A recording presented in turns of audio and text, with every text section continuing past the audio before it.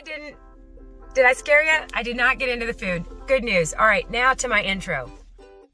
Hi. Okay, so I'm out with my girls. I picked my Mary up from school. I got my Clara with me. And Clara's having a late lunch. Some pizza, some Pringles, and a soda. So, I would call that a pretty fun lunch. The kind of fun I don't have anymore. The kind of fun I had to learn to live without. I had to find new ways to have fun because it's not that kind of fun anymore. That right there. That look at her. Mary Myers. Okay, so I'm making this quick video while they are eating. In fact, I'm purposely just having my brain think about something other than cheese pizza. However, I'm not that tempted because yay, today is day 14 of my own personal 14-day challenge with my mom. She committed to eating a bright breakfast and lunch for 14 days with me, and I committed to eating bright. I want to earn my Celebrate Recovery 30-day chip again with integrity. I want to earn it with all 4 bright lines intact.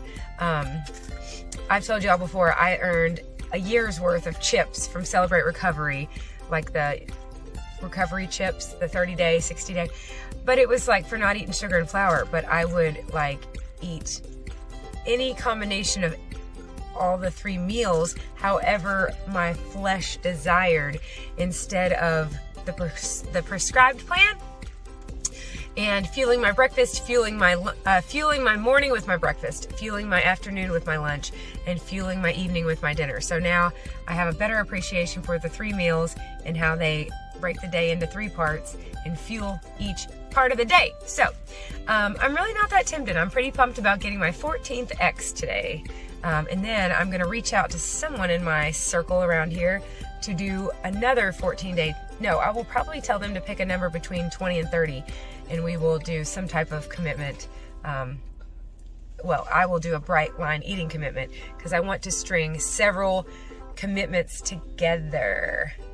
However, I'm just taking it one day at a time. Sorry, this hoodie is bothering me. One day at a time, one meal at a time, but with my sights set, I got my eye on the prize, which is sobriety and peace, and maybe someday 365 bright days in a row. Okay.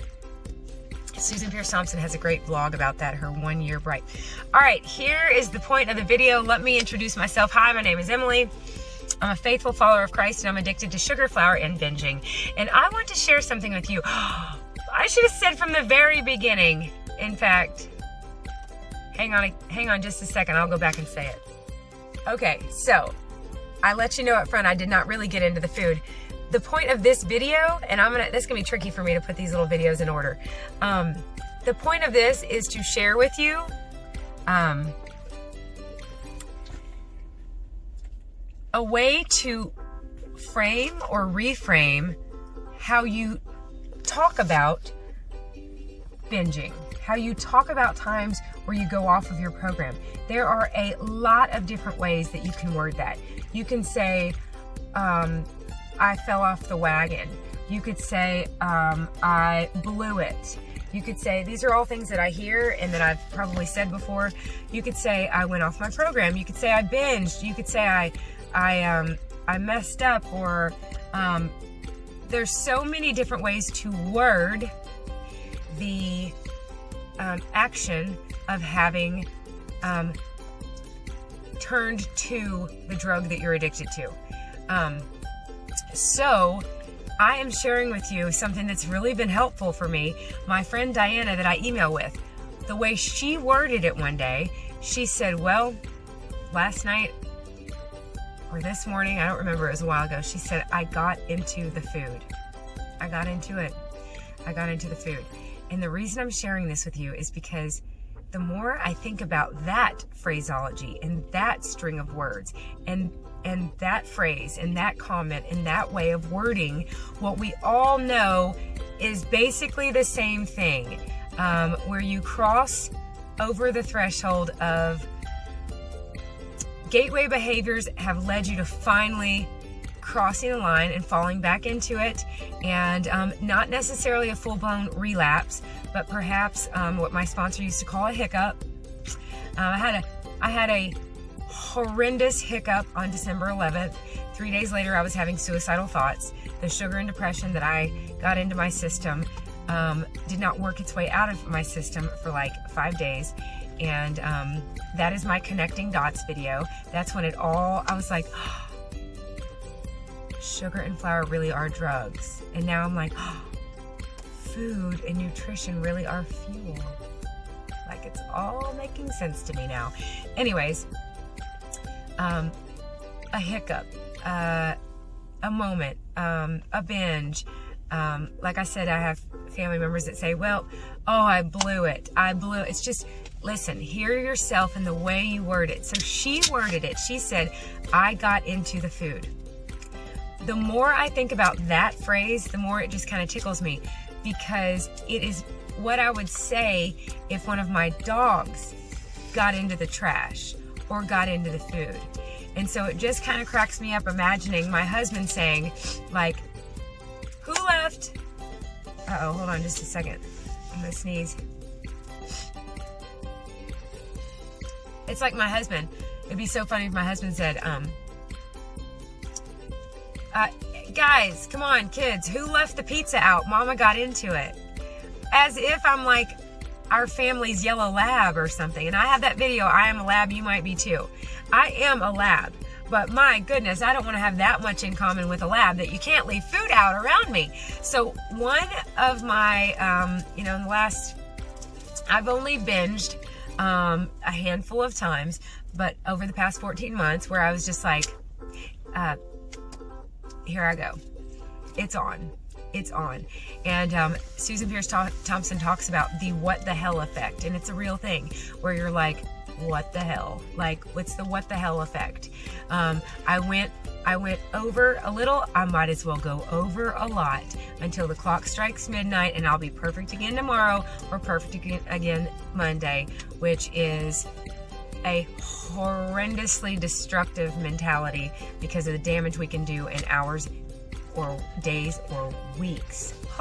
So anyways, one of the last times was when my 16-year-old son left a bunch of muffins out. And somewhere on one of these videos, I think I mentioned it, and I said, well, he left the muffins out and I got into them. So I'm sharing this with you. It has been very helpful in a very humorous, kind of jovial, kind of fun way to imagine anybody saying, who got into these muffins? Like, it's a big mess. Like, did Mama get into the muffins? Who left these out? Mama got into the muffins. Again, as if I'm our family's yellow lab. So I would like to think that food could be left out and I would not get into the food. So my friend Diana, I don't know that she thinks of it that way at all. But when I think of it, when I equate it to like what... Just put pizza sauce. Hey, Mary, hold on just a second. When I think in terms of the way we would word, it's terminology. And in our minds, it's all describing the same thing. Hear me when I say this. It's all describing a break in your lines. Mary, stop for just a minute. It's all describing the same thing. I could have binged on, let's just say, pizza, ice cream, chips, and some cashew nuts, right? And I ate 4,362 calories. Whatever, this is hypothetical. But I can describe that in ways that are shameful and negative, or I can describe that exact same scenario in ways that are more objective and factual. And so why do that to ourselves? Why attach all the shame? I refuse to hate myself into change. I'm going to love myself into change. I'm going to motivate the Holy Spirit, God within me. I'm going to allow Him to convict me to change.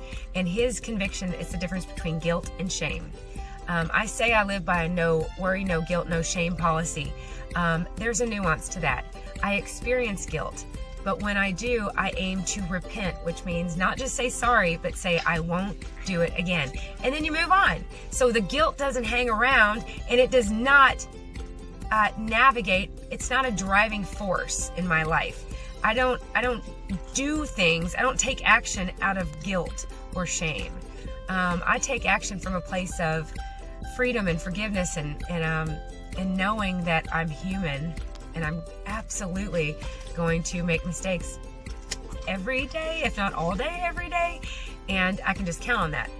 But anyways, this 4,632 calorie, whatever, I don't know, this binge, we can say, oh, I screwed up, I messed up, it was awful, I blew it, I just blew it. Or you can say, I got into the food.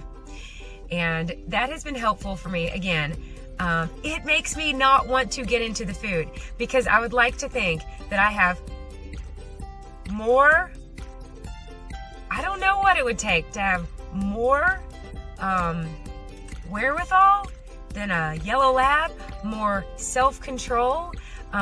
It's like if I yelled at my kids, like, put your shoes away, get your clothes out of here. Whose chocolate is out? Do not leave your chocolate out or I'm gonna get into it. I have no control over my hands and my mouth. If you leave it out, I'm gonna eat it. Okay, the whole thing just kind of cracks me up. I hope I'm conveying that. So maybe this will help you to think in terms of, literally think in these words, I got into the food. And then you can think in terms of, Mary, stop, honey. And then you can think in terms of, I don't want to get into the food. Again, we have that public pact and all. There's already 4 or 5 of us. So join the public pact if you want to not get into it alone. And how many of us would, and I have gotten into it alone plenty of times, and I have shakingly, because I was in the throes of my addiction. I'm shaking. I can't get sugar and flour fast enough in my system. It has nothing to do with how it tastes. I'm trying to calm my nerves. I'm trying to get the sugar in my blood system. I would never do that in front of people. I would never, like my pastor, let's say he was sitting next to me. I don't know, actually, he's pretty funny. I might. But, I mean, that's not how I behave out in public. I've got better manners than that. So let's hope we have better manners than a yellow lab. And nobody's going to walk in the kitchen after we've been in there and say, what in the world? Just like you do when your dog's gotten into the trash. And, you know, it tickles me to imagine people walking in the kitchen going, did somebody leave all this out? Did Mama get into this again? All right. So now, typically us, we can all probably relate if you deal with these types of issues. You make a quick trip by the dumpster or the trash can, you clean it all up, sort of like, it was just a little snack. That was just a little snack. I'm so ladylike. Okay. Anyways, it's all behavior. I'm very interested in it. I'm not ashamed of it, but there's a lot of my behaviors that I want to change. So that's what I'm in the process of doing. Looking forward to weighing February 2nd because I'm getting real close to being able to say I've lost 100 pounds. Yay. All right, girls, you have anything you want to say? You've been pretty darn good. Hi and bye. All right, I'm going to add... Hi, bye. All right, I'm about to add now at the tail end of this, I will throw in some before and now pictures, and I will also add a couple food pictures and a silly little video of Clara teasing me about getting all ready for my beauty picture with my apples. All right, love you guys. Keep up the good work. Know that you're not alone. Dive into the psychology, the science that Susan has made so palatable and so available to us. The science behind all of this. Her vlogs, I glean a little negative wisdom from each of them. Such good strategies. It's all behavior management. And again, we are not our bodies and we are not our behaviors. So we can just have fun making changes and be grateful that it's been one of many things that brings us together and keeps us together because we're all in this together. I love you, and I am going to do everything in my power to stay out of the food. You know what I mean? So that I never have to say, oops, I got into the food. Love y'all. Bye.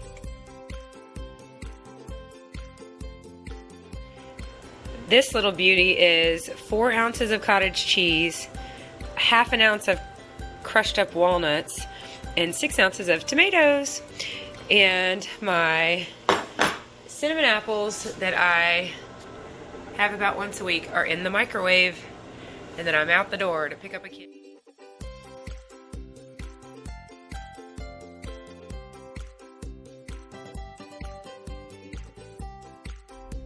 That kid right there is teasing me about what, Clara?